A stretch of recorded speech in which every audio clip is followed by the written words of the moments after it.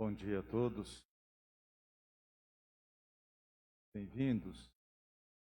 Cordiais saudações a quem nos acompanha pelas redes sociais. Hoje nós temos a abertura da novena oratória Festa de Santo André, também a solenidade que é celebrada em toda a igreja em âmbito mundial, solenidade Cristo, Rei do Universo. Antes de falar de Cristo, Rei do Universo, só uma breve reflexão sobre a abertura da novena Santo André. Santo André foi um dos primeiros discípulos de Jesus, primeiros apóstolos, da narrativa do próprio Evangelho de João. Eles eram discípulos do Batista. E é interessante, né? Como João Batista, de fato, foi uma figura ímpar na história da salvação. Ele conseguiu vencer uma coisa que está muito presente na nossa vida, a vaidade. São Francisco de Sales dizia assim: o ser humano morre, só depois de 3 dias está enterrado que acaba a vaidade. Isso é forte em nós, né? Orgulho. E São João Batista, quando Jesus começou a pregar, ele falou: agora a minha missão terminou. Estava no auge. Agora é com ele. Humildade, reconhecer o seu caminho, a sua missão, que agora não cabia mais a ele pregar, mas sim a Cristo. Foi o precursor. Agora chegou o protagonista. Então ele saiu de cena. E não só saiu de cena, como colocou seus melhores discípulos no segmento de Cristo. Dentre eles, André e João, o autor do 4º Evangelho. E é interessante o momento que eles encontraram Jesus. Batista foi, apresentou-os a Jesus e disse: ele é o Cordeiro de Deus. A ele eles devem seguir. Eles perguntam: mestre, onde moras? Jesus responde: vinde. Eles queriam endereço. Onde é o teu quartel-general, né? Onde é a tua paróquia, né? Não. Venham. Venham e experimentem. E a igreja hoje fala muito que você não se torna mais discípulo de Jesus por questão cultural. Antigamente a fé vinha quase que herdada, né? Questão cultural. É adesão. E a adesão pessoal só vem de uma experiência marcante.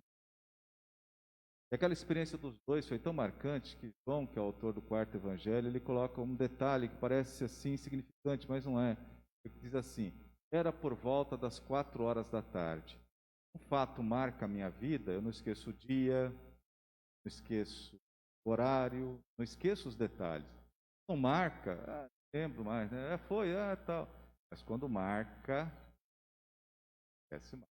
É ou não é verdade? Tem episódios na vida da gente que marcam, nunca mais esquece. Aquele encontro com Cristo foi tão marcante que João não esqueceu nem o horário. 4 horas da tarde. E André estava junto. E os dois ficaram tão fascinados que André, diz o Evangelho, foi até o irmão dele. Quem era o irmão de André? Pedro. Só que na época ainda não era Pedro. Pedro significa pedra. Simão significa areia. Ele era frágil, constante. E André foi até ele. Disse assim: encontrei o Messias. Bom, a gente lê no Evangelho e fala: bom, é evidente, ele encontrou Jesus. Para nós hoje, naquela época, muitos falsos. Certamente a primeira reação de Simão foi: mais um. Mas a forma como André se apresentou e falou foi tão diferente que Pedro disse: esse cara encontrou algo diferente. E foi até Jesus. Voltou mais. O restante da história todo mundo.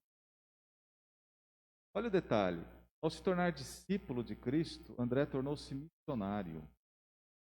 O próprio irmão. E não precisou escrever na testa: eu estou a serviço missionário de Jesus Cristo. Nada disso. Uma vida. seu testemunho, a sua experiência. Por isso que o documento de Aparecida diz assim: você só se torna missionário se antes você se tornar discípulo. Se é discípulo, naturalmente é missionário. A missionaridade é algo intrínseco, pertence ao discipulado de Cristo. Quem é discípulo de Cristo de verdade, só com a sua presença já se torna missionário. O que é ser missionário? É levar as pessoas até Deus.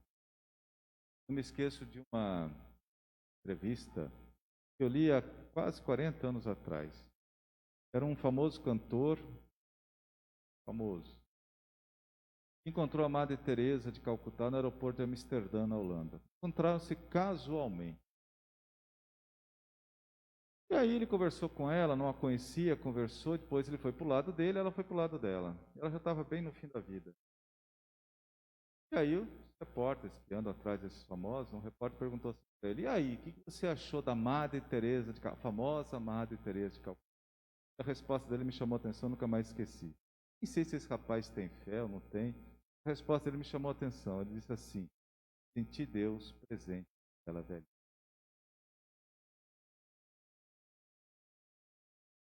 Ser discípulo.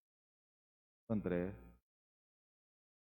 Mais do que nunca hoje, a igreja precisa de pessoas convictas da sua fé. São Francisco de Assis diz: o evangelho, muitas pessoas aí fora vão ter contato com a vida. Porque muita gente não vem à igreja. Se a gente fosse olhar o número de batizados, o número de pessoas que vêm à igreja, a gente sempre calcula assim. Fala assim, tanto pessoas são católicas, aí você joga 10% vai à igreja. Em São Paulo, quando era bispo, nós fizemos o sínodo da Arquidiocese de São Paulo. É muito interessante. Apenas, máximo, 10% frequenta. Então, o número. Mas, como que essas pessoas que não frequentam a igreja vão ter contato com o Evangelho? A tua vida. Mais do que nunca, coerência de vida. A melhor forma de anunciar Jesus Cristo é a sua coerência de vida. Isso fala por si só. E as pessoas estão cansadas de discutir, verdade? Falar bonito, né? Não convence mais ninguém. Rubem Alves, que foi um grande intelectual aqui no Brasil, dizia assim: no Brasil tem muito curso de oratória. Viram? Todo mundo quer falar bonito. Técnicas de oratória. Mas não tem curso de escutatória, né? Quem quer escutar? Você não vê? É curso de escutatória. A primeira coisa do discípulo é escutar o mestre. Está lá no Antigo Testamento: Shema Israel, escuta o Senhor teu Deus. Então, que Santo André foi esse discípulo missionário de Jesus, seja inspiração para nós. Dia a dia, o Evangelho de Cristo. E hoje nós celebramos com toda a igreja a solenidade de Cristo, Rei do Universo. A solenidade foi criada pelo Papa Pio XI, em 1927, 7 anos após o término da Primeira Guerra Mundial, 14 a 18. E ainda vivendo a tragédia da Primeira Guerra Mundial, ele achou por bem instituir essa festa de âmbito universal para toda a igreja. Qual era a ideia presente? O que leva um mundo inteiro a entrar em guerra? Tolerância, rixa, idade, falta de perdão, prepotência, busca de poder e vantagens. Que não é do reino de Deus, não é verdade?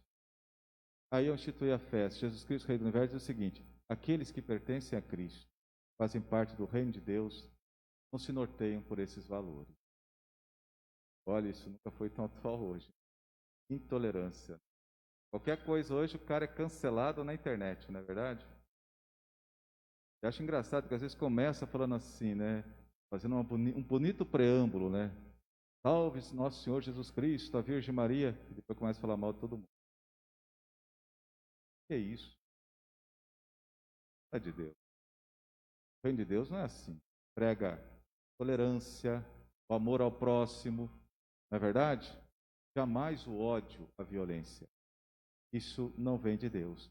E foi essa a preocupação do Papa E o 11, chamar os cristãos para que estejam atentos a viver os valores do reino de Deus. Hoje, eu diria, e alguns pensadores também falam dessa forma, teólogos, talvez o título mais adequado para essa festa hoje seria o senhorio. Quando você fala rei, a primeira coisa que vem na cabeça das pessoas é que o rei é para ser servido, não é verdade? O reinado de Cristo é o contrário, é ele que se põe a servir. Talvez o melhor título seja senhorio de Cristo. Aqueles que querem pertencer ao reinado de Cristo colocam-se sob o senhorio de Cristo. É colocar-se a serviço do próximo, é viver o amor ao próximo. E aí entra aquilo que é o específico do cristianismo, que faz o cristianismo ser diferente de todas as outras religiões. O mandamento de Cristo: amai-vos uns aos outros como eu amei. Ponto final. Bacana. O amor ao próximo? Não, é mais do que isso. O amor ao próximo já está no livro do Levítico, Testamento. O que você quer para si, faça para os outros. O que você não quer para si, não faça para os outros também. O que Jesus diz categoricamente é mandamento, o verbo está no modo imperativo, é ordem, não pedido, é uma ordem. Amai-vos uns aos outros como eu vos amei. Jesus é o Filho de Deus. Ele amou o próximo com amor de pura benevolência. O que é um amor de pura benevolência? Pura gratuidade.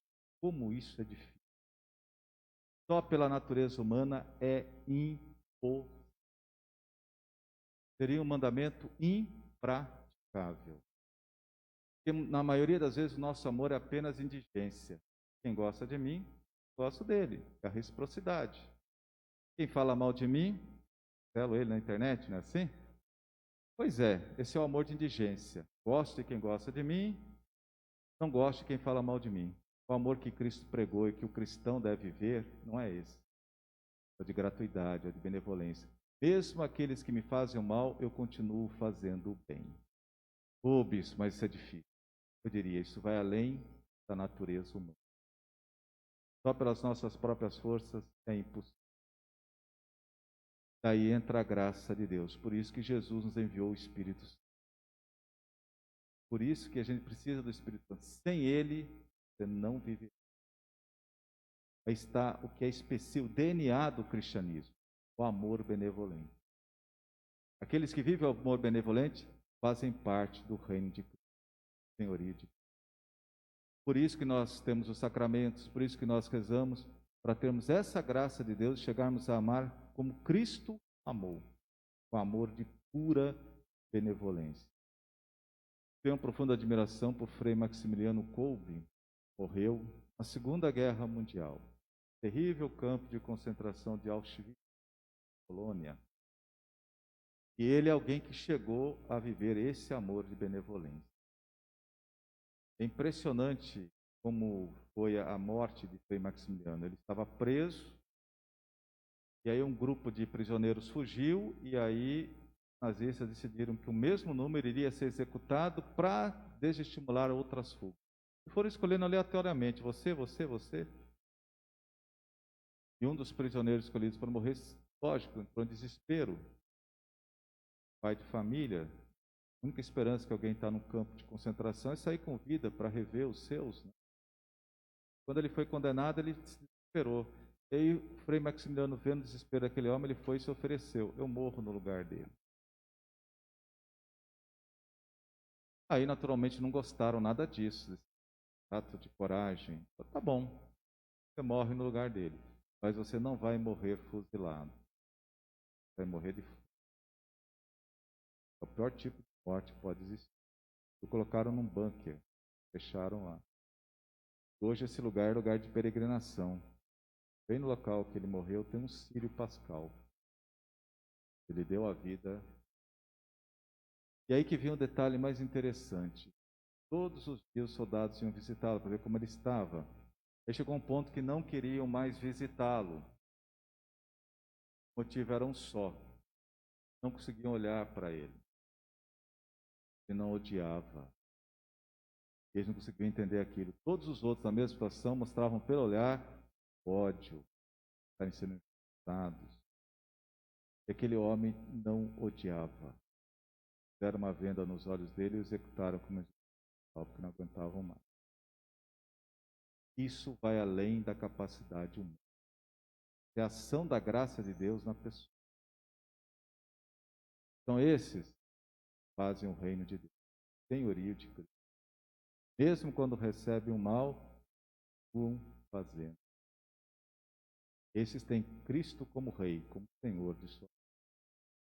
Então peçamos, a Deus a graça, que a gente não se deixe levar pelo ódio, pela intolerância, pela ganância, pela inveja. São coisas típicas do reino deste mundo. Possa ver os valores do Evangelho. Esses sim, valores. Amém.